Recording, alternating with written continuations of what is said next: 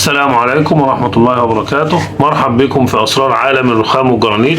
من فترة كده كنت عامل أكتر من فيديو عن سلم المروحة وإزاي ناخد مقاسات عرض الدرجة. الطول طبعا سهل، معروف إن أنت بتزود عن الخرسانة من هنا 4 أو 5 سنتي ومن هنا 4 أو 5 سنتي، علشان المحارة مثلا تاخد 2، أحيانا ممكن تحتاج 3 سنتي، أحيانا ممكن تبقى سنتي. المهم إن بعد المحارة يبقى في بروز 2 سنتي من هنا و2 سنتي من هنا. فمقاسات الطول دي سهلة وأي حد يعرفها لأنها بتبقى محددة بطول الخرسانة، ولكن المهم مقاسات العرض اللي احنا اتكلمنا عنه واللي الناس بتحتاجه حاجتين: الارتفاع والعرض.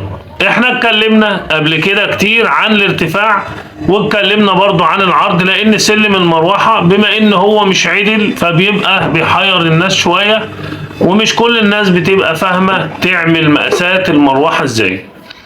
فبرضه رغم ان انا عملت فيديوهات كتير عن موضوع سلم المروحة، الا ان برضه لسه في عدد من الناس بيبعت لي على الواتساب بيسألني اعمل ايه في سلم المروحة، وبيبعتوا لي فيديوهات للسلم اللي هم عايزين ياخدوا مقاساته، بضطر اقعد اشرح لهم برضه على الواتساب.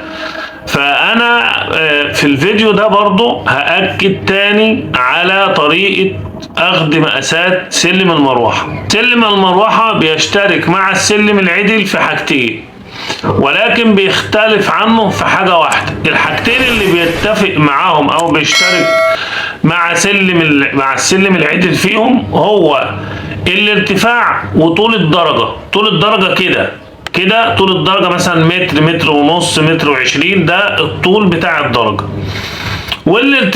الارتفاع ما بيفرقش بين ان هو درج عدل او درج مروحة، الارتفاع كده واحد. هنضرب مثال: لو انا عندي مثلا ارتفاع الدور 3 متر، ال3 متر دول هقسمهم على 20 درجة، هيديني الدرجة 15 سنتي. لما اضرب 15 في 20 بيديني 3 متر. خلاص عرفنا كده. لا، انا لقيت الدور 3 متر و20، في الحالة دي اعمل ايه؟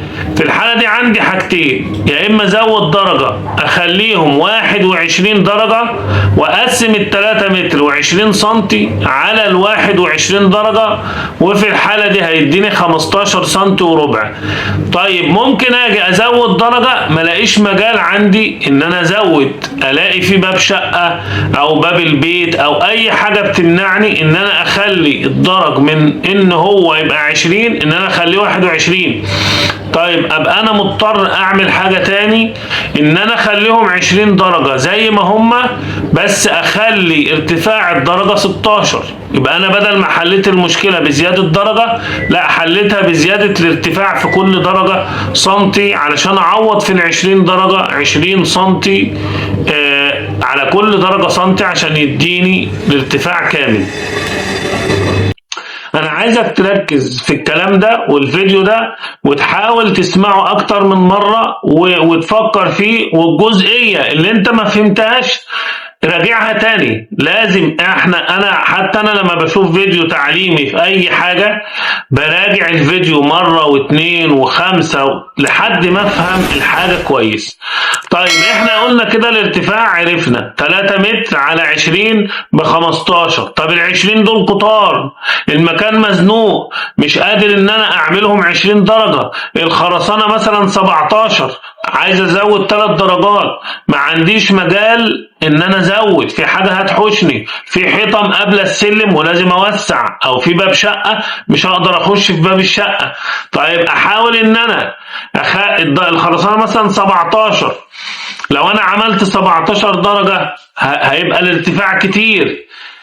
طيب ازود درجة، ازود الارتفاع شوية، بدل ما هو 15 اخليه 16، مش نافع، اخليه 17. لازم يكون في حل، لدرجة ان احنا احيانا كان بيقابلنا درج لازم ارتفاع الدرجة يبقى 20 سنتي اجباري، مفيش بايدك حاجة، حتى لو كسرت مش هينفع. يعني احيانا انت بيقابلك في احيانا بيوت بتبقى صغيرة، بيبقى مثلا كان بيت كبير وبعدين ورثوه مجموعة من الاخوات فالبيت الكبير ده اتقسم مثلا 3 بيوت، يعني بيت مثلا كان 200 متر، الراجل الكبير اولاده مثلا 3 او 2، فاتقسم البيت ال 200 متر ده على نصين بقى 100 و100، او بقى على 3 بقى 70 70 70. وكل واحد من ال70 او كل واحد من الورثة عايز يعمل في ال70 متر دول سلم لوحده، لانه بقى بيت مختص لوحده، فبيضطر يعمل سلم صغير. احيانا بتزود مراوح. يعني ايه مراوح؟ بتيجي في البسطة السلم مثلا هي مربعة مثلا متر في 90 او متر في متر او كده، بتضطر في تقسمها نصين تعملها مروحة. طيب قسمتها نصين بقت مروحتين، مروحة كده ومروحة كده، برضو السلم مش مكفي، ممكن تعمل فيها مروحتين بقت 3 مراوح. انت هي اصلا واحدة وانت عملت 2، فبقت 3 مستويات علشان تزود في عدد الضرب. كل الحاجات دي كانت بتقابلنا واحنا بنشتغل في الضرب. فبما ان انا ما يعني بقالي فتره كبيره مثلا تقريبا 2 ما بشتغلش في ضرب، فما عنديش فيديوهات حاليا للضرب. كل الفيديوهات اللي عندي فيديوهات قديمه من قبل ال2، فعلشان كده بعمل لك الفيديو ده علشان برضه تستفيد منه، وحتى وانا ما عنديش شغل درج حاليا. طيب الكلام ده كله في الدرج العدل. لما نيجي في المروحة هنلاقي ان الارتفاع بتاع الدور هو برضه نفس الارتفاع بتاع الدرج العدل، اللي بيحكم عليا ان انا احدد ارتفاع الدرجة على حسب ارتفاع الدور كله، وعلى حسب برضه امتداد الدرج اللي هو بنسميه البحر بتاع الدرج. طيب انا عندي الارتفاع قلنا 3 متر، عملته على 20 درجة اداني 15 سم لكل درجة. طب انا ال20 كتار عايز اقلل اعملهم 19، ازود في كل درجة 7 ملي عشان اخصم درجة ويديني نفس الارتفاع. كل ده خلاص احنا المفروض ان احنا كل ده عرفناه. نيجي بقى للطول. احنا قلنا الطول على حسب الخرسانة. انا بقيس الخرسانة من بره ومن جوه، لقيتها من بره مثلا 1.50 متر، لما قستها من جوه ممكن الاقيها اقل، يبقى انا هشتغل على 1.50 متر. طب في احيانا بيكون درج مش مظبوط، مش كله زي بعضه، في درج منه واسع ودرج ضيق، وعندي فيديوهات بالحاجات دي برضه. طيب انا قست الدرجه من بره لقيتها 1.50 متر، ولما قست من جوه لقيتها 1.55 متر، يبقى انا هجيب الدرجه على 1.55 متر وهظبطها على الطبيعه. هقطع ال5 سم دول بشطره. هحاول اجيب لكم يعني نموذج للحاجات دي من الفيديوهات القديمه، او انت تخش على الفيديوهات القديمه هتلاقي الكلام ده كله موجود. طيب خلاص عرفنا الارتفاع واتكلمنا عنه كتير، وعرفنا الطول. الحاجه اللي دايما بتحير الناس هي عرض الدرجه، لان في المروحه انت عندك مكان ضيق ومكان واسع، ناحيه واسعه وناحيه ضيقه، بنسمي ده البحر الضيق وبنسمي ده البحر الواسع. في الحالة دي الموضوع سهل برضه مش صعب، ولكن بيحير ناس كتير وبيبقوا شغالين وهم خايفين، لدرجة ان انا قلت احيانا لبعض الناس اعمل فرمة ورق كرتون وقصها كأن هي درجة رخام، وحطها على كل درجة وشوفها هتديلك ايه علشان يتفادى التكسير. وبعد ما تكون الورقة الكرتون دي مظبوطة 100%، يبدأ يفصل عليها الرخام علشان ما يفصلش الرخام ويتفاجئ ان هو تفصيله غلط، والكلام ده حصل برضو مع ناس كتير. طيب احنا نعمل ايه علشان ما نغلطش واحنا بناخد مقاسات السلم المروحة؟ والكلام ده برضو قلته قبل كده وموجود في فيديوهات وبأكد عليه تاني بسبب اتصالات كتير بتجيلي ورسائل بتجيلي على الواتساب. احنا عندنا قلنا البحر الصغير والبحر الكبير. البحر الصغير هنفترض ان الدرجة الخرسانة عندنا عرضها من الناحية الصغيرة 20 سنتي، فاحنا بنقيس الدرجة بنلاقيها 20، بعد كده نلاقي اللي بعدها دي ممكن نلاقيها 15، بعد كده ممكن نلاقي 12، بعد كده ممكن نلاقي 17، بعد كده ممكن نلاقي 25. دايما النجار ما بيقدرش يظبط الدرج كله قد بعضه، مع ان المفروض ان درج المروحة ده يجيله نجار بتاع موبيليا يفصل له قوايم زي قوايم الرخام ويعمل له فرش. طبعا هو الفرش بتاعه بيبقى يعني حتة واحدة من تحت عدل، مش شرط ان الفرش بتاعه يكون مدرج، لكن في ناس برضو بتعمله كده مدرج. هو لو عمل له فرش عدل وجا عمل له قوايم كلها ارتفاعها قد بعضه والعرض بتاعه يقسمه قد بعضه، ولكن المشكلة ان النجار ما بيكونش دارس برضه المقاسات ومش فاهم، فبيحط الحتة زي ما تيجي معاه، لو لقاها كبسة معاه يصغر، لقاها واسعة يكبر. في النهاية بيطلع السلم الخرسانة ده عبارة عن حاجة كده زي ايه، يعني هيكل عظمي بتاع بني آدم ما فيش فيه أي ملامح. احنا بقى بنيجي بعد كده بالرخام ونقعد نظبط ونكسر ونتعب فيه.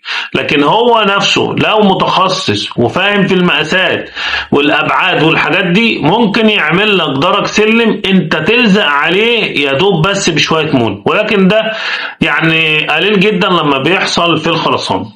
طيب احنا لقينا كل درجة ليها مقاس، فخدنا نبدأ بقى نجيب ورقة وقلم ونجمع المقاسات دي من أول درجة لآخر درجة، نكتب 20 18 16 23 25. هنلاقي التجميع ده كله في النهاية جمع معانا مثلا 4 متر كله على بعضه او 5 متر. هنروح ماسكين 4 متر دول ونروح مقسمينهم على 20 درجة اللي احنا حسبناهم في الارتفاع. احنا الاول بنشوف الارتفاع هيعمل معانا ايه، على اساس الارتفاع هنعمل العروضات بتاعة الدرج. طيب الارتفاع ادانا 20 درجة، خلاص كويس، او 22 او 25 حسب بقى كل دور، في دور عالي ودور واطي. طيب نيجي بقى نقسم احنا العروضات دي على العدد، يعني اداني 5 متر مثلا على عدد 20 درجة، يبقى نصيب كل درجة 25 سنتي، يبقى خلاص دي كده 25 سنتي. ولازم الاحظ ان انا لما هطلع كده في اخر بعد الخرسانه كمان ب5 سنتي بتضيق شويه، يعني لو هي مدياني 25 ممكن انا اشتغل على اقل من 25 عشان ما ازنقش، يعني اعمل مثلا 23 عشان يبقى عندي براح، بس ما اعملش براح كبير علشان ما اتفاجئش ان انا ببعد عن الخرسانه وبردم كتير، والردم كتير هيبقى حمل على الخرسانه. هنيجي في الناحية الواسعة برضو وهنعمل نفس الكلام. لقينا الناحية الواسعة دي 40 45 50 37 50 60 كده، هنلاقيها برضو ايه مختلفة مش قد بعضيها. زي ما عملنا في الناحية الضيقة هنعمل في الناحية الواسعة. هنبدأ ناخد أول درجة ونكتب 40، اللي بعدها 50، اللي بعدها 47، اللي بعدها 43. في النهاية 20 درجة نفترض ادونا 9 متر او ادونا 10 متر او ادونا 8 متر. هنروح مقسمين الاجمالي ده كله على عدد الدرج اللي هم 20 درجة او 19 او 21. نفترض مثلا 10 متر على 20 درجة، يبقى الدرجة ادتنا 50 سم. يبقى احنا عرفنا ان الدرجة من الناحية الضيقة 25 ومن الناحية الضيقة 50. ماليش دخل بقى بالخرسانة دلوقتي، انا كده خلاص بعمل درج من جديد. يعني بعتبر ان الخرسانة دي عبارة عن زي ما قلت انا زي شاسيه عربية. لما بتشوف انت الشاسيه العربية ده ما فيهوش اي ملامح، او زي الهيكل العظمي بتاع البني ادم ما تعرفش ده مين، لان هو ما فيهوش ملامح خالص. انت بتعتبر الخرسانة دي هي الهيكل العظمي بتاع البني ادم او شاسيه العربية اللي مش مبين لك ملامح خالص. انت بتبدأ بقى تحط الملامح عليه اللي هو القايمة والنايمة والكلام ده. فهتبدأ بقى انت خلاص تشتغل بقى وتدي نفسك براحة. في هنا ملحوظة ناس برضو غلطت فيها قبل كده، وهي ان هو خد المقاس 50 هنا و25، فبيروح جايب الرخامة كده 50 على 25 50 على 25. لا دي غلط. هنا انت محتاج 4 سم تاني تزودهم على 25 وعلى 50. يعني ال 25 دي لما تفصل انت درج هتفصله 29، ولما تفصل هنا ال 50 هتفصلها 54. وده سببه ايه؟